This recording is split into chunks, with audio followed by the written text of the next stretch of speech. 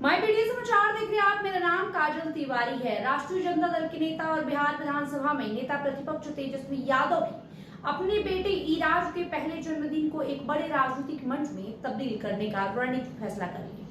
लालू यादव की मौजूदगी में दिल्ली में होने वाले आयोजन के अवसर पर उन्होंने देश के 10 प्रमुख विपक्षी दलों के शीर्ष नेताओं को आमंत्रित किया है, जिनमें कांग्रेस के राहुल गांधी, आम आदमी पार्टी के अरविंद केजरीवाल, समाजवादी पार्टी के अखिलेश यादव, टीएमसी प्रमुख ममता बनर्जी शामिल हैं। पारिवारिक आयोजन के पीछे पर्दे के पीछे चल रही इस बड़ी कवायद में गहरे राजनीतिक मायने हैं। लालू यादव की छत्रछाया में होने जा रहे इस कार्यक्रम में देश की 10 प्रमुख विपक्षी पार्टियों के शीर्ष नेताओं का जमावड़ा लगने जा रहा है।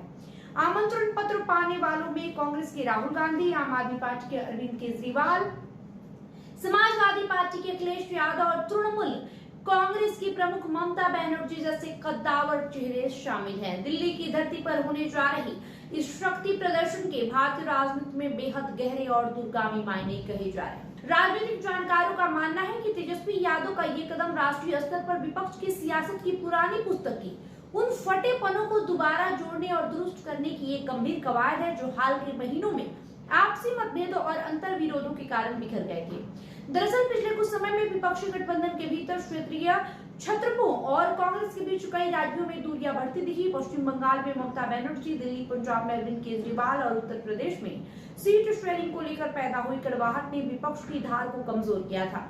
अब दिल्ली का ये मंच इन फटे पन्नों को फिर से एकजुटता की नई इबारत लिखने की कवायद का माध्यम बनने जा रहा है, जहां राष्ट्रीय स्तर के ये नेता बिना किसी पूर्व निर्धारित राजनीतिक दबाव के एक अनौपचारिक और सहज माहौल में आमने सामने बैठेंगे।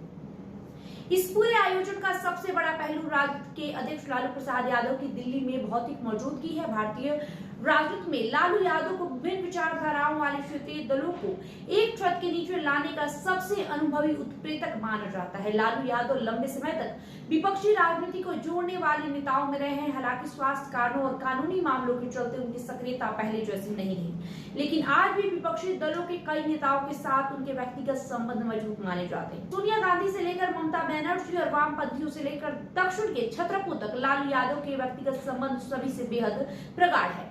ऐसे में दिल्ली में लालू यादव की मौजूदगी विपक्षी दलों के पुराने रिश्तों को फिर से सक्रिय करने का संकेत भी मानी जा रही है। दिल्ली में जब राहुल गांधी, अखिलेश यादव, अरविंद केजरीवाल और ममता बनर्जी एक साथ बैठेंगे तो लालू यादव की उपस्थिति इन नेताओं के बीच आपसी मतभेदों को कम करने में बेहद महत्वपूर्ण हो सकती है। दरअसल भारतीय राजनीति में निजी और राजनीतिक आयोजनों का मेल नया नहीं है। कई बार पारिवारिक कार्यक्रम में राजनीतिक संवाद और रिश्तों को मजबूत करने का माध्यम बन जाते हैं। तेजस्वी यादव का ये आयोजन भी उसी रणनीति का हिस्सा माना जा रहा है। पिछले लोकसभा चुनाव के बाद हुए कई राज्यों के विधानसभा चुनाव में विपक्षी गठबंधन इंडिया ब्लॉक के भीतर कई स्तरों पर दूरी और असहजता रही है। इसके पीछे की बड़ी वजह अलग अलग राज्यों में क्षेत्रीय दलों की अपनी अपनी राजनीतिक मजबूतियां है। ऐसे समय में अगर एक अनौपचारिक मंच पर विपक्षी नेताओं की मौजूदगी होती है तो ये राजनीतिक रिश्तों को सहज बनाने की कोशिश के रूप में देखा जा रहा है। राजनीतिक जानकारों की नजर में ईराज का जन्मदिन राजनीतिक रूप में सॉफ्ट डिप्लोमेसी का मंच बन सकता है। दूसरी ओर विरोधी दलों के बीच दूरियां और विधानसभा चुनाव में लगातार हार रही विपक्षी पार्टियों का राजनीतिक स्थितियों के बीच एनडीए और भाजपा इस आयोजन को विपक्ष की राजनीतिक बेचैनी के रूप में पेश कर सकती है। सत्ताधारी दल पहले भी विपक्षी एकता को मौका परस्त गठबंधन कहता रहा है, लेकिन विपक्ष के लिए ये आयोजन राजनीतिक संवाद का अवसर बन सकता है, खासकर ऐसे समय में जब 2027 में होने वाले उत्तर प्रदेश, पंजाब, हिमाचल प्रदेश, गोवा समेत कई राज्यों में विधानसभा चुनाव और आगे 2029 की राजनीति की तैयारी शुरू हो चुकी है।